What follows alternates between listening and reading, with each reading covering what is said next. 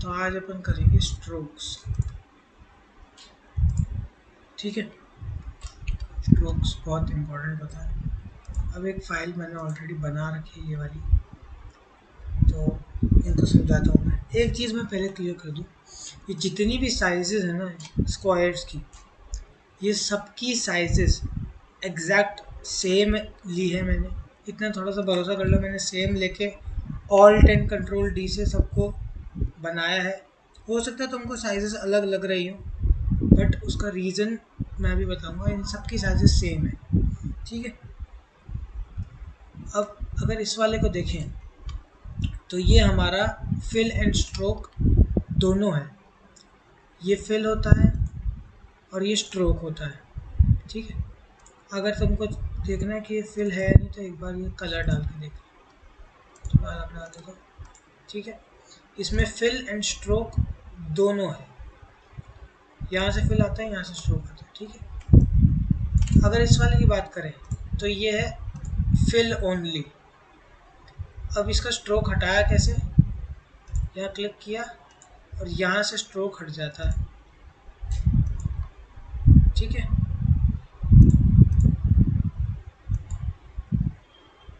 यहाँ से स्ट्रोक हट जाता है, यहाँ से मैंने स्ट्रोक हटा दिया। चाहो तो यहाँ से फिल हटा सकते हो, पर अभी इसमें फिल रहने दो, ठीक है। ये है स्ट्रोक ओनली, इसमें अंदर फिल कुछ भी नहीं है। अगर देखो मैं अगर जैसे इस वाले को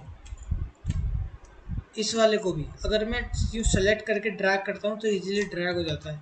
इसको भी सिलेक्ट करके ड्रैग करता हूँ तो ड्रैग हो जाता है, पर जब इसमें आते हैं तो ये सेलेक्ट होकर ड्रैग नहीं होता।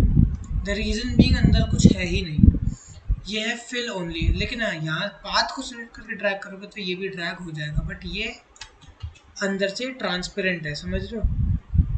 ये है स्ट्रोक ओनली, ठीक है। अब बात करते हैं स्ट्रोक्स की। एक होता है स्ट्रोक्स खुलते कैसे, पहले स्ट्रोक्स का पैनल बता देता हूँ कहाँ से खुलता है। या विंडो में जाओ और नीचे ही स्ट्रोक का ऑप्शन है, यहाँ से स्ट्रोक का पैनल खुल जाएगा। अगर मान लो ये नीचे के ना है तो यहाँ पे क्लिक करना, और जैसे तुमका हो सकता है ऐसा ही खुले, तो यहाँ क्लिक करना और शो ऑप्शंस कर देना, सारे सब कुछ खुल जाएगा, ठीक है। ये वाला जो जॉइंट होता है इसको बोलते हैं मीटर जॉइंट। अब मीटर जॉइंट होता क्या है, ये जो एजेस है ना ये बिल्कुल शार्प है, इसको बोलते हैं मीटर जॉइंट। और ये यहाँ से दिखता है, ये वाला जो जॉइंट है ना ये है मीटर जॉइंट, ठीक है। ये बाय डिफ़ॉल्ट मीटर जॉइंट पे रहता है। अब अच्छा एक चीज़ और बता दूँ यार उससे पहले, इसमें ना स्ट्रोक सेंटर पे भी है। स्ट्रोक सेंटर कहाँ से आता है, वो यहाँ से आता है। Alignment, align stroke to centre. तो इसमें जो स्ट्रोक हो रखा है वो सेंटर स्ट्रोक हो रखा है। बाय डिफ़ॉल्ट भी सेंटर स्ट्रोक रहता है, अगर आप चाहो तो अपने स्ट्रोक को, अब ये वाला देख रहे हो इसमें पाथ यहाँ दिख रही है, स्ट्रोक अंदर की तरफ है, ये है अलाइन स्ट्रोक टू इनसाइड, ठीक है। और इस वाले को देखोगे तो इस वाले में पाथ यहाँ है और स्ट्रोक बाहर है, यानी अलाइन स्ट्रोक टू आउटसाइड। अगर मैं इन तीनों की शेप देखूँ ना तो इन तीनों की साइज़ बिल्कुल सेम है, एग्जैक्ट सेम, पर फिर भी इनकी जो थोड़ा ये नॉर्मल लग रहा है, छोटा लग रहा है, बड़ा लग रहा है, किस वजह से, सिर्फ स्ट्रोक की अलाइनमेंट की वजह से। अगर मैं इनके स्ट्रोक्स को और बढ़ा दूँ, यहाँ से विड्थ ऑफ द स्ट्रोक बढ़ती है कम होती है, ठीक है। अगर मैं इनकी विड्थ और बढ़ा दूँ ना तो ये देखो, ये अंदर की तरफ विड्थ बढ़ रही है, ये बाहर की तरफ विड्थ बढ़ रही है, और ये अंदर बाहर दोनों की तरफ विड्थ बढ़ रही है। तो इसलिए ये और छोटा होता जा रहा है विड्थ बढ़ाने पे, ये और बड़ा होता जा रहा है, और ये उसी साइज़ में बस प्रोपोर्शनेट में बड़ा होता जा रहा है। ये होता है stroke in, stroke out and stroke centre, alignment of the strokes, ठीक है। इन तीनों की साइज़ सेम है, ध्यान रखना। इन तीनों की जो पाथ साइजेज है ना वो सेम है। अगर तुमको यकीन नहीं होता एक बार ये भी दिखा देता हूँ। मान लो मैंने ये भी बंद कर दिया और ये भी बंद कर दिया, दिख रही है तीनों की पाथ साइज एग्जैक्ट सेम है,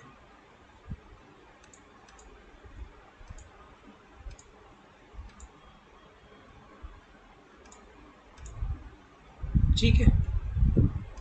के स्ट्रोक्स को बढ़ा देते हैं थोड़ा।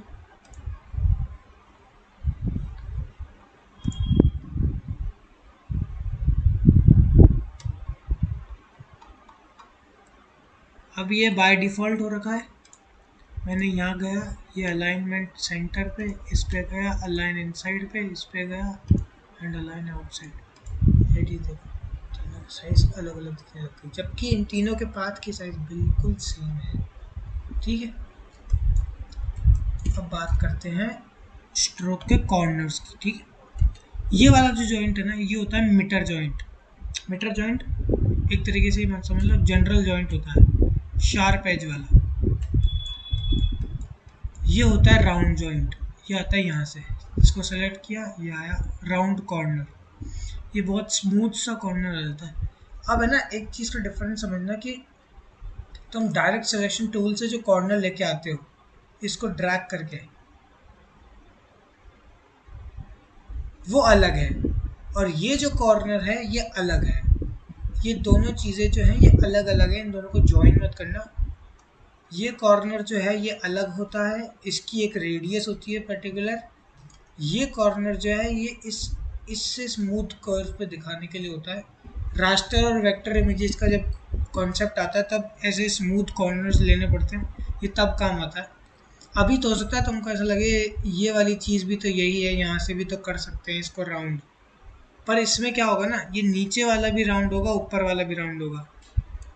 मतलब यहाँ तक तो कुछ नहीं हो रहा है, पर जैसे थोड़ा सा नीचे है ना, ये देखो ये वाला हिस्सा भी राउंड होने लग गया, और करूँगा तो ये वाला हिस्सा और राउंड हो गया। पर इसमें सिर्फ यही राउंड हो रहा है, ये एग्जैक्ट स्ट्रेट है। तो इस राउंड में और इस राउंड में डिफरेंस है, ये ध्यान रखो। ठीक है, उसके बाद एक आता है बेवल कॉर्नर। बेवल में ऐसे कट सा लग जाता है कॉर्नर। ठीक है, ये कॉर्नर्स बड़े काम आते हैं, इसलिए समझना बहुत ज़रूरी है। अगर मैं इनकी साइज़ को थोड़ा सा और बड़ा करके देखूँ तो और क्लियर दिखेंगे यार ये। ठीक है, शार्प, राउंड और बेवल। ओके, ये स्ट्रोक पैनल विंडो से खुलता है, और यहाँ से ऐसे कर्सर को माउस अप करने से भी आपकी साइज़ चेंज हो जाती है, व्हील अप व्हील डाउन। ठीक है, अब आते हैं डैश्ड लाइन पे। डैश्ड लाइन क्या होती है और कैसे आती है? सिंपली इसको सेलेक्ट करो, ये स्ट्रोक के पैनल पे आओ और यहाँ नीचे डैश लाइन पे चेक लगा दो। ठीक है, चेक नहीं होगा तो ये नॉर्मल स्ट्रोक होगा, चेक लगाते ही डैश्ड में कन्वर्ट हो जाएगी। ठीक है, अब तुम चाहो तो इस डैश लाइन के पॉइंट्स चेंज कर सकते हो, इसकी पोजीशनिंग चेंज कर सकते हो, इसका तरीका ऐसा चाहिए, ऐसी चाहिए, जनरली ये रखते हैं, बट अगर ऐसी चाहिए तो ऐसी भी दे सकते हो। ठीक है, इनको भी चेंज कर सकते हो। मान लो पॉइंट्स बढ़ाने हैं, मान लो पॉइंट्स कम करने हैं। ठीक है, अच्छा पॉइंट्स के बीच का गैप जब तक तुम नहीं दोगे तब तक तो सेम रहेगा। मान लो तुमको चाहिए कि 8 पॉइंट का तो स्ट्रोक आए मेरा और 2 पॉइंट्स का गैप आए। ठीक है, फिर से मेरे को चाहिए कि 4 पॉइंट का डैश आए, फिर 2 पॉइंट का गैप आए, और ये जितना चाहो उतना दे सकते हो। तो ये ऐसा भी बन सकता है। ये सब यहाँ पे गैप डैश के हिसाब से होता है। ठीक है, अब अगर तुम चाहिए कि मुझे डैश नहीं डॉटेड लाइन चाहिए, तो डॉटेड कैसे आएंगी, वो भी यहीं से आएंगी। इसको सेलेक्ट किया, बस डॉटेड जैसे जितना यहाँ विड्थ है या जितना स्ट्रोक का वेट है, बस उसी वेट को यहाँ पे लिख दो तो वो डैश हो जाएगी, डॉटेड हो जाएगी। मान लो मैंने इसको 5 कर दिया, तो इसको भी 5 कर दो, ये डॉटेड हो जाएगी। ठीक है, जितना वेट यहाँ है उतना ही आपका इसका वेट रख दो, और गैप बाय डिफ़ॉल्ट 5 का ही रहता है। मान लो आपको गैप 5 का देना भी है तो भी वही रहेगा, फ़र्क नहीं पड़ने वाला। बाय डिफ़ॉल्ट भी गैप उतना ही रहता है जितना आप डैश देते हैं। ठीक है, इसके बाद आती है कुछ और चीज़ें। ये सिंपली मैंने लाइन टूल लेके ये लाइन बनाई है। ठीक है, तीनों लाइंस की पाथ जो है वो इक्वल है, तीनों लाइंस की लेंथ भी इक्वल है, पर फिर भी हो सकता है अलग दिखे। वो क्यों? उसके पीछे का कारण है इसका ये कैप। ये होती है एकदम बट देखो नाम याद करने की ज़रूरत नहीं है, यहाँ पे लिखा हुआ भी आ रहा है, पर फिर भी कुछ नहीं है, बट कैप होती है, ठीक है। ये होती है अपनी राउंड कैप, ठीक है। और ये होती है ये वाली प्रोजेक्टिंग कैप। कुल मिला के इसमें और इसमें डिफरेंस क्या है, इसका एंकर पॉइंट यही है और ये थोड़ी और बाहर जा रही है, ठीक है, लेकिन इसका एंकर पॉइंट यही है और ये यहीं तक ही रुकी हुई है। इन दोनों में ये डिफरेंस होता है। तो जो कल अपन ने किया था ना, उसमें अगर अपन इस वाले कैप का इस्तेमाल करने के बजाय इस वाली कैप का इस्तेमाल करते तो वो चीज़ छुप जाती। इसका बेसिकली ऐसे यूज़ की जाती है। और भी फर्दर यूज़ है, जब अपन आगे करेंगे तब काम आएगा। अभी सिर्फ बता रहा हूँ कि होता क्या है, ताकि चीज़ों का पता रहे, ठीक है। इन दोनों की लेंथ्स बिल्कुल सेम है।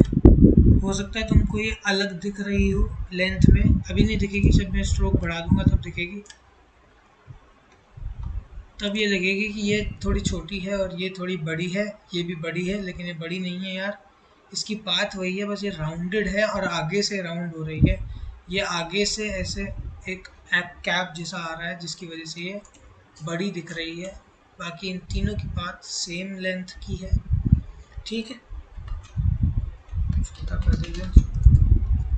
अब नेक्स्ट आते हैं एरो हेड्स पे। ये कहाँ से आते हैं, इसी से यहीं से ही आते हैं। इस पर क्लिक किया और इन नीचे आ रहे हैं एरो हेड्स। यहाँ पे यार कई सारे एरो हेड्स दिख जाएंगे, जैसा चाहो वैसा लगा सकते हो, ठीक है।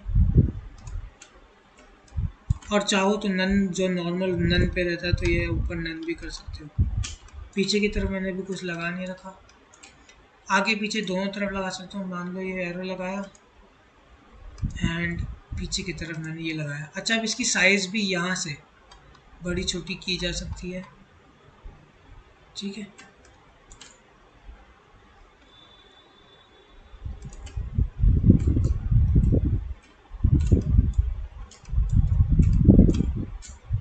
अब एक चीज़ और, ये जो है और ये जो है बिल्कुल सिमिलर एरो हेड्स हैं, पर फिर भी ये थोड़ा बड़ा लग रहा है और ये थोड़ा छोटा लग रहा है। उसका रीज़न ये है कि ये यहाँ पे एक अलाइन का ऑप्शन आता है। अभी क्या है ना कि जो एरो हेड है वो एग्जैक्ट एंकर पॉइंट से अलाइंड है, बट इस वाले में क्या है, मैंने अलाइनमेंट ये वाली कर दी, तो इसमें एंकर पॉइंट से आगे की तरफ एरो हेड बनता है। मैं चाहूँ तो इसमें एरो हेड को आगे कर सकता हूँ और इस वाले में एरो हेड को पीछे ला सकता हूँ। ये देखो, वही बस ये इधर हो गया, ये इधर हो गया। ये दोनों की पाथ लेंथ बिल्कुल सेम है, सिर्फ और सिर्फ इस अलाइनमेंट का अंतर है, ठीक है। तो यार ये कुछ इम्पोर्टेंट स्ट्रोक्स की बातें थी।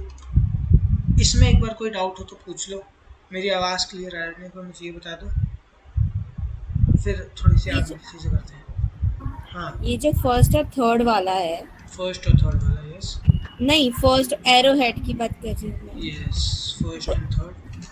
अपन को कैसे पता चलेगा कि अपन को कब कौन सा यूज करना है ये या फिर डिपेंड क्या? करता है अपन क्या बना रहे हैं कि जैसे मान लो मैंने पेन टूल से कोई, अच्छा एक चीज़ ध्यान रखना, ये ना सिर्फ लाइन टूल्स पे ही नहीं चलेगा, ये पेन टूल पे भी चलेगा। मान लो ये पेन टूल लिया और ऐसे सब कुछ बना दिया, ठीक है। इसको सेलेक्ट किया, ये स्ट्रोक्स खोले, है ना। इसकी आप साइज़ भी बड़ी छोटी कर सकते हो स्ट्रोक की, यहाँ से अलाइन अंदर बाहर क्या करना है वो भी कर सकते हो, ठीक है। अब पेन टूल में ये रहता है कि कभी भी इनसाइड या आउटसाइड नहीं होता है। क्यों ये इनसाइड आउटसाइड क्यों नहीं हो रहा है, क्योंकि ये कोई शेप नहीं है, समझ रहे हो, यहाँ पे कोई फिल नहीं है, ये सिर्फ स्ट्रोक है।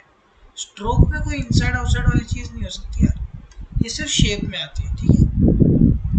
उसके अलावा आप कैप्स चेंज कर सकते हो इसकी, ठीक है।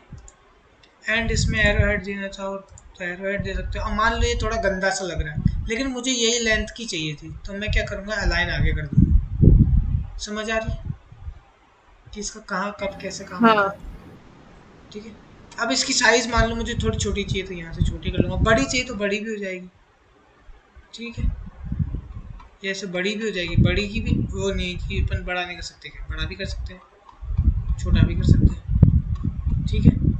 पीछे वाला एरो हेड चाहिए कुछ, मान लो तो ये लो पीछे वाला दे दिया, इसको बड़ा छोटा कर सकते हैं, ठीक है, ये वाला देना, ये वाला देना, इसको छोटा बड़ा कर सकते हैं, इसको भी अलाइन अंदर और बाहर कर सकते हैं। ठीक है, तो ये डिपेंड करता है यार। मान लो मेरे को ये तीर बनाना था ऐसा, तो मैंने यूज़ किया, ये मेरे को छोटा रखना था ऐसा किया, बड़ा रखना था ऐसा किया। मान लो मेरे को तीर की लेंथ जो थी वो मैंने एग्जैक्ट वही बना दी, बट मुझे लग रहा है कि यार नहीं यार, ये एरो हेड इसमें आ रहा है, कवर कर रहा है, तो मैंने इसको आगे कर दिया, इसको थोड़ा पीछे कर दिया। समझ आ रही है? अब हाँ। ठीक है, अब यहाँ पे ना एक चीज़ की जो दिक्कत है वो ये है कि इन एरो हेड्स का जो कलर है वो यहाँ से चेंज नहीं होता है। ठीक है, पहले तो ऑब्जेक्ट सेलेक्ट करो और ये एरो हेड मान लो चाहिए, कलर यहाँ से है ना, ये कलर जो है ये ब्लैक और वाइट दिखा रहा है, बट एक्चुअल में ये है क्या, ये दिखा रहा है कि ये फिल है और ये जो है ये स्ट्रोक है। समझ आ रही है मैं क्या कहना चाह रहा हूँ? ये मेरे को कलर नहीं दिखा रहा है, ब्लैक एंड वाइट कलर्स नहीं दिखा रहा है, ये मुझे फिल एंड स्ट्रोक दिखा रहा है। मान लो मैं चाहता हूँ कि यहाँ पे ऐसा खाली सा रहे तो मैं ये वाला दूंगा, और मैं चाहता हूँ कि नहीं मुझे भरा हुआ चाहिए तो मैं ये वाला दूंगा। कलर नहीं है ये, कलर तो आपका जो स्ट्रोक का कलर होगा वही यहाँ पे कलर आएगा। समझ रही है मेरी बात? हाँ समझ। ओके, तो ये था स्ट्रोक, ये वाला मैं एज इट इज सेव कर रहा हूँ। ठीक है, और तुमको नया दे देता हूँ। अब नए में अपन कुछ करते हैं, या आज एक काम करते हैं, सिर्फ स्ट्रोक्स और डिटेल में करते हैं। ठीक है, सिर्फ यहीं के ही स्ट्रोक्स नहीं होते हैं, सिर्फ लाइन टूल से स्ट्रोक्स नहीं होते हैं, शेपर टूल में भी स्ट्रोक्स होते हैं, आपके पेन टूल जब करते हो तब भी स्ट्रोक्स होते हैं, ब्रश टूल भी स्ट्रोक्स होते हैं। ब्रश टूल क्या होता है वो बताया था एक बार। पेंट ब्रश टूल, ये रहा, 20 का शॉर्टकट होता है, जनरली मेरे काम नहीं आती बट वो लोगों के काम आती है, तो मैं बता रहा हूँ 20 शॉर्टकट होता है। ये करता क्या है, ये सिंपली आपको ऐसे सा स्मूथ सा ब्रश सा बना के दे रहा होता है। अच्छा, ये भी स्ट्रोक ही है, ये फिल नहीं है, देखो यहाँ पे फिल नहीं दे रहा है, ये स्ट्रोक ही दे रहा है मुझे। अच्छा, एक चीज़ जानना आपका, चाहे बनते टाइम ये स्मूथ ना दिख रहा हो पर बनने के बाद ये स्मूथ हो जाएगा। ठीक है, ब्रश टूल और पेंसिल टूल में यही डिफरेंस होता है, ब्रश टूल और पेन टूल में भी यही डिफरेंस होता है। ब्रश टूल से कर्व्स हमेशा स्मूथ हो जाते हैं, ये बहुत शार्प पॉइंट है, इसलिए इतना ज़्यादा स्मूथ नहीं हुआ, बाकी जनरल स्मूथ हो जाते हैं। लेकिन यही चीज़ अगर आप ब्रश टूल एक इससे करोगे तो यार ये ऐसे स्मूथ नहीं बनाएगा। समझ रहे हो जो? अब ब्रश टूल है क्या, बेसिकली ब्रश टूल है स्ट्रोक्स ही। अगर आप इसको सेलेक्ट करोगे ना तो यहाँ फिल नहीं आएगा, सिर्फ स्ट्रोक्स आएगा, और यहाँ स्ट्रोक्स में जैसा चाहो वैसी चीज़ें चेंजेस कर सकते हो। ठीक है, ये वाली चीज़ क्यों नहीं आ रही है, क्योंकि यार ये सिर्फ स्ट्रोक है, स्ट्रोक में आप अलाइनमेंट क्या ही दोगे यार, इनसाइड आउटसाइड किसके रिस्पेक्ट में दोगे, है तो सिर्फ स्ट्रोक। हाँ, इसको डैश करना चाहो डैश कर सकते हो, जितने पॉइंट रखना चाहो उतने पॉइंट रख सकते हो, और जो भी चाहो कर सकते हो। ठीक है, एरो हेड देना चाहो एरो हेड दे सकते हो, सारे काम हो जाएंगे। ठीक है, अच्छा एक चीज़ और, या विंडो पैनल में जाके आपका एक ब्रशेस का पैनल आता है, ये बहुत इंपॉर्टेंट है यार, इसमें खोल लेना, शो ऑप्शंस, शो, ये नहीं, ये बहुत डीप है, खोल लेना इसको, थोड़ा ऐसे बड़ा कर लेना। ठीक है, ये क्या होता है, मोटा पतला जैसा चाहिए। मान लो आपको डिज़ाइन ऐसी चाहिए, ऐसी डिज़ाइन चाहिए, हेजी डिज़ाइन चाहिए, जैसी भी अच्छा, अब एक चीज़ और, ये सेलेक्ट करने के बाद मान लो मैं नई ब्रश से बनाऊंगा तो ये मुझे यही बना के दे रहा होगा यार। ठीक है, तो ये भी बहुत काम आता है। अच्छा, एक चीज़ और, कि ज़रूरी नहीं है आप ब्रश टूल का ही इस्तेमाल करके ये इजी डिज़ाइंस बनाओ। मान लो मैंने सेलेक्ट कर रखी है और अब मैं पेन टूल लेता हूँ, तो पेन टूल से भी वही डिज़ाइंस मेरी बन के आएगी। अभी एक सेकेंड, ये बन गई, पेन टूल से भी बन जाएगी मतलब। ठीक है, ये सेलेक्टेड रख के पेन टूल लो, सेलेक्टेड है, बनाओगे तो ये ज़रूरी नहीं है सिर्फ ब्रश टूल पे काम करेगी, किसी भी डिज़ाइन पे काम कर सकता है। ठीक है, एक होती है पेंसिल टूल, ये होता है अपना पेंसिल टूल। अच्छा एक चीज़ और बता दूं तुमको, हो सकता है तुम्हारे यहाँ पे सारे टूल्स ना दिखें, मेरे भी अभी मैं लेके आया हूँ, तो वो कहाँ से दिखेंगे, यहाँ नीचे जाना और यहाँ पे क्लिक कर देना। जनरली ऐसे बोलते हैं, यहाँ क्लिक कर देना और ये आपके सारे के सारे टूल्स खुल के आ जाएंगे। तो किसी भी टूल को मान लो नहीं मिले यहाँ पे, मेरे यहाँ पे है, तुम्हारे कहीं और हो, तो उसकी टेंशन मत करना, यहाँ जाके सारे टूल्स खुल जाते हैं। अब पेंसिल टूल और ब्रश टूल और पेन टूल में क्या डिफरेंस होता है वो बताता हूँ। पेंसिल टूल में बेसिकली स्ट्रोक्स ही है यार, पर इसमें एक डिफरेंस है, ये कभी भी आपके स्मूथ करके नहीं दे रही होगी जो ब्रश टूल करके दे रहा होता है। ये कभी, ये आप रफ बनाओगे तो ये रफ सा ही दे रही होगी, स्मूथ नहीं करके देगी। ब्रश टूल आपको चीज़ें स्मूथ करके दे रहा होता है। ठीक है, अच्छा पेंसिल के बाद आते हैं, पेंसिल टूल का बेसिकली यही है, इसमें भी आप चाहो तो कुछ भी दे सकते हो, जैसी डिज़ाइन देना चाहो वैसा डिज़ाइन दे सकते हो। ठीक है, कोई दिक्कत की बात नहीं है, मोटा चाहो मोटा, ऐसी डिज़ाइन, ये डिज़ाइन, ऐसी डिज़ाइन, तो इसमें भी ये चीज़ सब होती है। ठीक है, कोई दिक्कत की बात नहीं, पेंसिल टूल में ये चीज़ होती है, बट डिफरेंस क्या है ना, पेंसिल टूल आपको स्मूथ नहीं देता है यार, ये ऐसे रफ सा ही देता है। अब मान लो आपको पेंसिल टूल यूज़ करके स्मूथ करना है, तो उसके लिए एक टूल आता है यार, स्मूथ टूल का हो गया,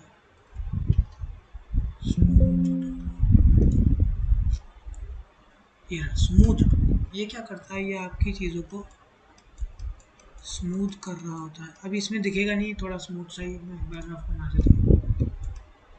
ठीक है, तो ये इसको स्मूथ कर देगा, ये मेरी चीज़ों को स्मूथ कर रहा होता है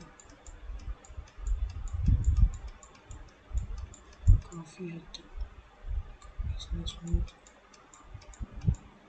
ठीक है, एक चीज़ मेरे से गलती हो गई, मैंने इस ऑब्जेक्ट को सेलेक्ट नहीं किया, जब तक सेलेक्ट नहीं करोगे तब तक कोई सा भी टूल यार काम नहीं करेगा। देखो ये स्मूथ स्मूथ कर देगा। ठीक है, ऑब्जेक्ट सेलेक्ट करना बहुत ज़रूरी है।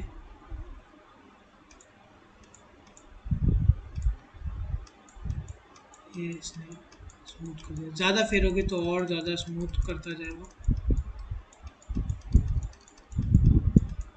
काम का टूल है यार बड़ा, जब भी अपन कोई ट्रेसिंग करते हैं तो बहुत काम आता है यार, ये बहुत ज़्यादा काम आता है मेरे तो खासकर। तो ये होता है स्मूथ टूल। ठीक है, एक बार ये सब कुछ हटा दो। अब एक और टूल के बारे में बात करते हैं जिसका नाम है यार जॉइन टूल। तो जॉइन टूल बेसिकली क्या करता है, मान लो आपने ये कल बनाए थे अपने 2 लाइंस, ठीक है, सिंपली आप जॉइन टूल का इस्तेमाल करके इन दोनों लाइंस को जब फेरोगे तो यार, एक सेकंड, एक चीज़ ध्यान रखना कि दोनों पाथ सिलेक्टेड हो, और अब जब आप जॉइन टूल का इस्तेमाल करोगे तो ये आपको जॉइन करके दे देगा, वो भी एवरेज लेके। तो ये एक बहुत अच्छा टूल है जॉइन टूल, जो कि बेहतरीन है यार, काम आता है। ठीक है, उसके बाद आते हैं, तो जब ये डायरेक्ट ऐसे जॉइन हो सकते तो मैं एवरेज क्यों काम में लेते हैं? एवरेज का यूज़ मैंने बहुत डिटेल में बताया था, एक बार वापस बताना यार। ये देख, इसमें भी जो हुआ है ना, इसमें भी क्या हुआ है, अपना जो ये है, इसका पाथ दिख रहा है यहाँ से यूं जाता हुआ, बट अपने हाँ। स्ट्रोक यहाँ पे है, पाथ यूं जा रहा है। ऐसा क्यों है? क्योंकि इसने एवरेज लेके ज्वाइन नहीं किया, इसने अपनी इसको एक्सटेंड कर दिया और फिर ज्वाइन कर दिया। अच्छा। ठीक है, तो मुझे एक और डिटेल में बताना थोड़ा सा, ये और ये है मान है ना, अगर मैं इनका ज्वाइन टूल से इस्तेमाल करता हूँ, डायरेक्ट राइट क्लिक किया और ज्वाइन, तो ये एक एक्स्ट्रा लाइन बन रही है यार, मुझे ये नहीं चाहिए। मैं क्या चाहता हूँ पता है, मैं चाह रहा हूँ कि ये पॉइंट और ये पॉइंट बहुत एक पॉइंट हो जाए, ये दोनों अलग अलग की जगह एक ही पॉइंट हो जाए। ठीक है, तो यहाँ पे इस हाँ, वो जॉइंट टूल ने मुझे एवरेज ये एक लेकर। पॉइंट बना के दे दिया, इस वाले जॉइंट टूल ने एक पॉइंट बना के दे दिया। पर यहाँ से अगर मैं करता हूँ ना, इसको मैं मान ले पास भी ले आऊँ, सिर्फ इस वाले को जितना पास ले सकता हूँ उतना पास ले आऊँ, फिर भी क्या होगा, ये दोनों अभी भी यार अलग अलग हैं। ठीक है, अब इस जॉइंट टूल की मदद से मैं ये तो कर सकता हूँ कि मैं इस जॉइंट टूल की मदद से इन दोनों को जोड़ दूँ, जुड़ जाएंगे। बट क्या है ना, इसकी लेंथ जो है, इसकी लेंथ इसने कम कर दी। मैं थोड़ा और समझाने के वे से समझाता हूँ कि ये किया क्या है इसने। ठीक है, आप टूल का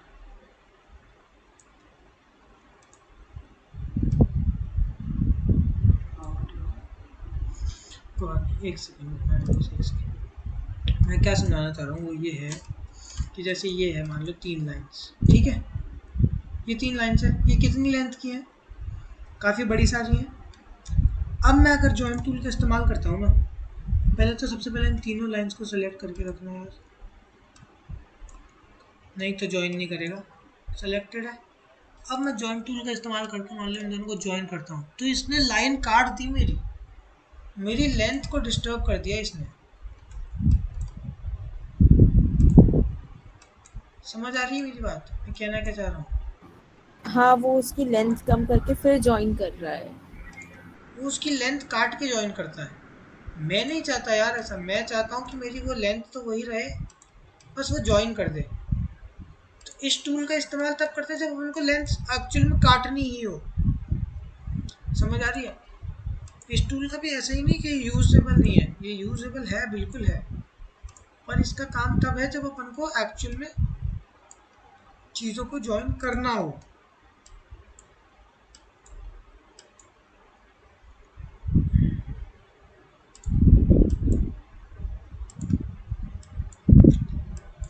दिख रहा है, ये लेंथ को इसने काट दिया, ये पता नहीं क्यों ज्वाइन नहीं हो रहा है, डोंट नो व्हाई, हो जाना चाहिए। ठीक है, तो मतलब मुद्दे की बात ये है कि ये लेंथ को काट के ज्वाइन कर रहा है, जिसमें भी इसने लेंथ को एक्सटेंड करके ज्वाइन कर दिया। मैं क्या चाहता हूँ कि लेंथ वही रहे, तो उसके लिए अपन यूज़ करते हैं, मान लो ये मैंने फिर एवरेज। से, हाँ, तो उसके लिए अपन डायरेक्ट सिलेक्शन टूल से इन दोनों पॉइंट्स को सिलेक्ट किया, तो एक्चुअल में ये दो पॉइंट्स का अब एवरेज लेगा। राइट क्लिक किया, एवरेज,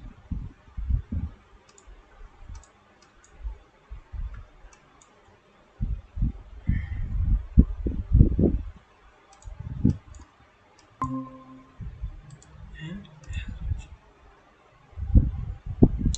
अबे यार सेलेक्टेड हो तो राइट क्लिक, एवरेज। अब इसने लेंथ को वही की वही रखा है, और इन दोनों की बीच की जगह पे जहाँ पे भी इसको मिला पॉइंट, वहाँ लेके इसने एवरेज कर लिया। तो मैं ये चीज़ चाहता हूँ कि मेरी लेंथ वही रहे, और अब मैं जो है इसको राइट क्लिक करके सिंपली ज्वाइन कर लूँ, तो अब ये मेरा एक एंकर पॉइंट हो गया। अभी तक ये अभी भी ये दो एंकर पॉइंट थे, बस एक ही लोकेशन पे। एंकर पॉइंट अभी भी दो हैं, ये अभी भी जो है ना, ये अलग अलग ही है, ये अभी भी एक नहीं हुए। तो मैं जो चाहता हूँ कि ये एक हो जाए, उसके लिए राइट क्लिक है, ज्वाइन। अब जो है ये एक हो गया। समझ आ रहा है? तो ये बहुत इंपॉर्टेंट चीज़ है, ज्वाइनिंग कैसे कब करनी है, क्योंकि अभी तो क्या है, अपन लेंथ्स का इतना फ़र्क नहीं पड़ेगा, पर जब प्रोजेक्ट्स मिलते हैं, कुछ मिलता है ना, तब एक्यूरेट लेंथ के हिसाब से बनाना पड़ता है, तब ये चीज़ें काफ़ी काम आती हैं। ठीक है, पेंट ब्रश टूल बता दिया, ब्रश पैनल्स हो गया। अच्छा, एक चीज़ और मैं बता रहा हूँ कि जो ब्रशेस का लेंथ था, कहाँ गई मेरी ब्रश है, ये ब्रश है, ब्रश का जो ये लेंथ है इसको अपन इससे भी बड़ा कर सकते हैं। एक सेकंड, तो एक चीज रह गई, block brush tool. Brush tool क्या कर देता है, अपन को स्ट्रोक्स देता है, लेकिन ये ब्लॉक ब्रश टूल जो है ना, ये अपन को फिल देता है। अगर मैं इसको सेलेक्ट करूँगा ना तो ये देखो, ये फिल दे रहा है, स्ट्रोक्स नहीं दे रहा है। जबकि ब्रश टूल क्या देता है, अपन को स्ट्रोक्स देता है। समझ आ रहा है डिफरेंस दोनों में? हाँ। अच्छा, ब्लॉक ब्रश टूल का जो कर्सर है इसको आप इजीली बड़ा छोटा कर सकते हो ये स्क्वायर ब्रैकेट्स की मदद से। ठीक है, किसी भी कर्सर को आप बड़ा छोटा कर सकते हो स्क्वायर ब्रैकेट की मदद से। For an example eraser tool जो भी देखेंगे, ये रहा इरेजर टूल। इरेजर टूल करता क्या है वो बताता हूँ। इसका भी कर्सर यार यहाँ से छोटा बड़ा कर सकते हो। अब इरेजर टूल क्या करता है वो बहुत इंपॉर्टेंट चीज़ है, उस पर ध्यान देना। इरेजर टूल इरेजर टूल से पहले एक दूसरा टूल बता दूँ क्या? कोई दिक्कत नहीं है ना तुमको? ये रहा पाथ इरेजर टूल। पहले ये समझा देता हूँ। पाथ इरेजर टूल क्या करता है, सिंपली मेरे पाथ को जितना मैं सेलेक्ट करूँगा तो मेरे पाथ को ये हटा देगा। एक चीज़ का ध्यान रखना है, क्यों नहीं हटा रहा है, क्योंकि मेरा ऑब्जेक्ट सिलेक्टेड नहीं है। पहले ऑब्जेक्ट सेलेक्ट करो फिर हटाओ। अब जो है ये हटा देगा। ठीक है, ये इस तरीके से काम करता है। सिर्फ ऑब्जेक्ट पे नहीं, हर चीज़ पे काम करता है, हर बात पे काम करता है। बस शर्त यह है कि ऑब्जेक्ट सिलेक्टेड होना चाहिए, नहीं तो काम नहीं करेगा। थोड़ा पाथ पे ही चलाना ताकि ये इरेज कर आराम से। पार्ट टू पार्ट चलाओगे तो इरेज कर देगा। थोड़ा सा स्मूथली चलाना है तो इसको। अब इसमें स्ट्रोक नहीं है, इस वाले में स्ट्रोक नहीं है, तो ये कुछ भी इरेज नहीं करेगा यार। हाँ, ये बाहर करोगे तो पाथ को काट देगा, पर अंदर काम नहीं करेगा। ये फिल के अंदर कुछ नहीं करेगा, ये यहाँ कुछ नहीं करेगा, पाथ को काट देगा। मान लो मैं इसको काटा तो ये इस पे काम कर जाएगा, पर अंदर कुछ नहीं करेगा। ठीक है, अब एक बार इस बॉक्स को वापस से बना लेते हैं, क्योंकि अब दूसरी एक बार सब कुछ खराब।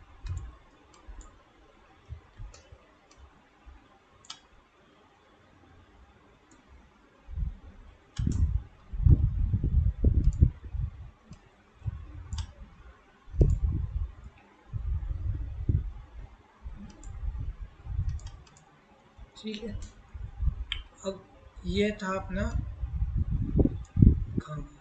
ये था अपना पाथ इरेजर टूल। ठीक है, अब बता रहा हूँ मैं नॉर्मल इरेजर टूल। तो दोनों में अंतर क्या होता है ये जानना बहुत ज़रूरी है, बहुत बहुत ही बेहतरीन अंतर है। इरेजर टूल मेरा क्या करके देता है ना मुझे, ये मेरी पाथ को क्लोज करके ही मुझे देता है। मान लो मैं ये हटाऊंगा तो ये मुझे पाथ को क्लोज करके देगा। समझ रहे हो, ये मेरे पाथ को क्लोज करके देगा। और अब ये जो है ये अलग अलग ऑब्जेक्ट्स हो गए अपने। इसका काम कहाँ आता है, जनरल बेसिक यूज़ बता रहा हूँ एकदम, और भी बहुत जगह काम आता है। एकदम जो जनरल यूज़ बताऊँ वो ये कि मान लो अपन ने एक सर्कल बनाया तो उसको अपन इससे अगर काटेंगे तो एक बहुत ही अच्छी सी शेप मिल जाएगी यार। दिख रही है, और ये अलग अलग 4 ऑब्जेक्ट हो गए, और ये ट्रांसपेरेंट है। समझ रहे हो, तुम चाहो तो लाइन टूल से ये लाइनें भी बना सकते थे, पर ये ट्रांसपेरेंट है, ये हिस्सा कटा हुआ, यहाँ कुछ है ही नहीं, ये इसलिए काम आता है। अब इरेजर टूल से आप चाहो तो सब कुछ भी इरेज कर सकते हो। सिंपली ये ऐसे किया सब कुछ इरेज हो जाएगा, ये ऐसे किया सब कुछ इरेज हो जाएगा, पूरी पाथ चलेगी। ऐसा नहीं है कुछ बचा, यहाँ सब कुछ चले गए, ये वाली पाथ चली ही गई। ठीक है, इसकी भी ये वाली पाथ चले ही गई। तो किसी भी ऑब्जेक्ट को हटाने के लिए या तो बैक स्पेस दबा दो, या फिर डिलीट दबा दो, या फिर इरेजर टूल की मदद से हटा दो। ठीक है, एक बार में सब कुछ हटाओ। एक टूल और है जो बहुत काम आता है, वो है नाइफ टूल। नाइफ टूल क्या करता है? नाइफ टूल आपको काटता तो है, पर अलग अलग ऑब्जेक्ट में एक कॉमन पाथ लेके काट देता है। क्या कह रहा हूँ मैं, मतलब ये एक अलग ऑब्जेक्ट है, ये एक अलग ऑब्जेक्ट है जिसके ये वाली पाथ बिल्कुल कॉमन है। ठीक है, ये नाइफ टूल का यूज़ है। इसका फ़ायदा, पेप्सी देखिए, पेप्सी का वो देखा है लोगो, हेलो, हाँ पेप्सी के लोगो में ऐसे बीच में से यो सी कुछ डिज़ाइन है, एक सेकंड, ऐसी नहीं, ऐसी सी कुछ डिज़ाइन है, ऐसी सी कुछ डिज़ाइन है, मतलब समझ रहे हो? वो डिज़ाइन नाइफ टूल की मदद से कर सकते हैं आप। ठीक है, ऐसे ज़रूरी नहीं है, वैसी तो जैसी चाहो वैसी डिज़ाइंस दो यार। ये अलग अलग अलग अलग ऑब्जेक्ट्स में परिवर्तित हो चुके हैं जिसकी पाथ सेम है। आप चाहो ना तो तुम इनमें इसमें मान लो अलग कलर दे दो। अरे यार, ये सब में क्यों हुआ? क्योंकि पूरा ऑब्जेक्ट सेलेक्टेड है। तुमको सिर्फ इसमें देना है तो ये सेलेक्ट किया एंड इसमें अलग कलर दे दिया, इसको सेलेक्ट किया, इसमें यार तुमने अलग कलर दे दिया, ब्लैक, ये वाइट ही रहने दो। समझ पा रहे हो मेरी बात, कहना क्या चाह रहा हूँ? अब इसने शेप अभी भी वही बरकरार रखी है, तुमको अलग से ऐसी शेप्स बनाने की ज़रूरत नहीं है, सिर्फ नाइफ टूल लो और काटो। ठीक है, ये होता है नाइफ टूल का यूज़। अच्छा, एक टूल और होता है सीजर टूल। सीजर टूल कभी भी ऐसे नहीं चलता है, ये एरर दे देगा मुझे। सीजर टूल क्या करता है, सिर्फ एक पॉइंट पे दबता है पाथ के, और इसने इस पाथ को काट दिया। ढंग से देखोगे तो पता चलेगा कि ये सीजर टूल ने इस पाथ को यहाँ से काट दिया। अभी तुमको लग रहा है ये एक ही पाथ है, नहीं यार ये एक पाथ नहीं है। ये देखो एंकर पॉइंट दिख रहा है एक नया, जहाँ मैंने सीजर टूल लगाया था, ये एक नया एंकर पॉइंट इसने क्रिएट कर दिया है। अगर मैं सीजर टूल लेके इसी जगह पे यहाँ पे मान लो यहाँ और लगा दूँ तो क्या होगा, मेरा ये पाथ पूरा अलग हो गया। समझ पा रहे हो? तो बेसिकली ये क्या कर रहा है, एंकर पॉइंट्स जनरेट कर रहा है, ऐसा भी कह सकते हो।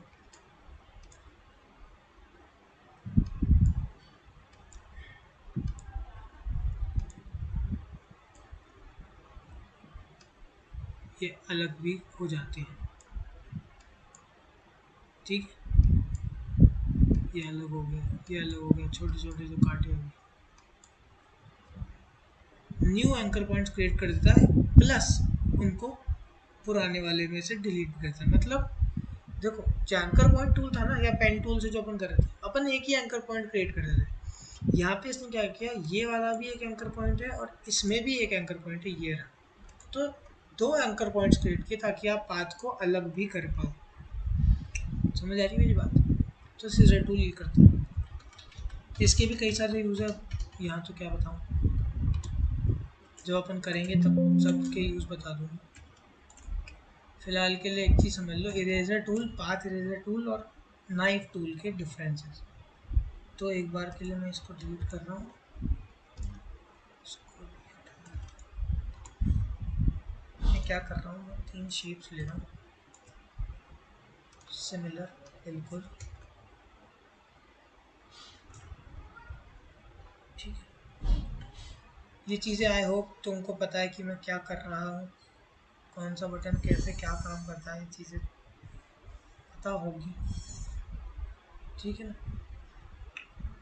अब ये इरेजर टूल लिया और इसको यूँ काटा, तो इसने मुझे यहाँ बीच में ट्रांसपेरेंसी दे दी है। ठीक है, मैं अगर इन तीनों को सेलेक्ट करके कलर फिल करूँगा रेड, तो बीच में कलर फिल नहीं होगा, ये ट्रांसपेरेंट रहेगा। ठीक है, तो एक ऐसी सी डिज़ाइंस आप क्रिएट कर सकते हो। अब बात आती है नाइफ टूल की। ये क्या करता है, तो ये यार एक तो ऑब्जेक्ट सेलेक्टेड रखने में तो काम नहीं करेंगे ये टूल्स। ये यार आपके एक ही पार्ट्स के दो पार्ट, मतलब यहाँ पे दो पार्ट्स क्रिएट हो गए, समझो, इसका अलग है इसका अलग है, बट ऐसे इस तरीके से डिवाइड नहीं किया इसने, दोनों में डिफरेंस है। आप चाहो ना इसमें अलग कलर, इसमें अलग कलर, इसमें अलग कलर आप दे सकते हो। ये अलग ऑब्जेक्ट है, ये अलग ऑब्जेक्ट है, ये अलग ऑब्जेक्ट है, ठीक है। ये होता है नाइफ टूल। अच्छा, पाथ इरेजर टूल क्या होता है? पाथ इरेजर टूल आपके पाथ को इरेज करता है।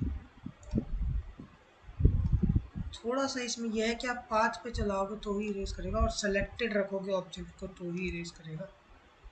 ऑब्जेक्ट सिलेक्शन हमेशा मैं ही भूल जाता हूँ यार, ये चीज़ करना। सेलेक्टेड रखा है मैंने, अब मैं इरेज कर रहा हूँ, तो ये पाथ को इरेज कर देता है और एंकर पॉइंट्स जनरेट कर देता है। एंकर पॉइंट पे चलाओगे तो उसको डिलीट भी कर देगा। ये जैसे मान लो ऑलरेडी क्रिएटेड एंकर पॉइंट है, इस पर मैंने ये चला दिया तो ये डिलीट भी कर देगा यार उसको। रेस्ट्रिक्टेड नहीं है कहीं से।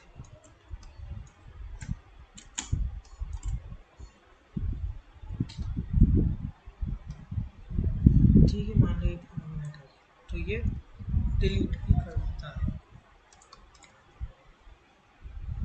बस यही थे यार, इनकी मदद से कुछ बनाना ज़रूर, कुछ ना कुछ बनाना। और फिर या तो एक काम करना, गूगल से कोई सी भी इजी सी ग्लोब की फ़ोटो लेना, इजी सी ग्लोब, मतलब कार्टून पिक्चर, एक पिक्टोरियल ग्लोब, ऐसा कुछ भी लेना, और फिर ग्लोब बनाने की कोशिश करना कर्व ट्रेसिंग की मदद से, by using these tools. Knife tool, erase tool, generally knife tool काम आएगा, ठीक है।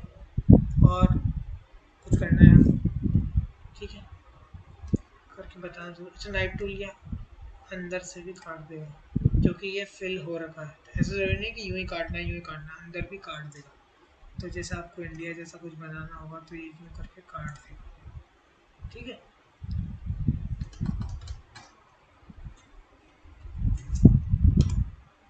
ये वाले टूल्स की मैं ये सेव नहीं कर रहा हूँ, उसको मैं हटा रहा हूँ। ये ज़रूर मैं आपको स्ट्रोक्स भेज दूँगा, सेव करें, ये इसकी ज़रूरत नहीं है, ठीक है। कोई डाउट हो तो पूछ लो, करना इस क्लास में।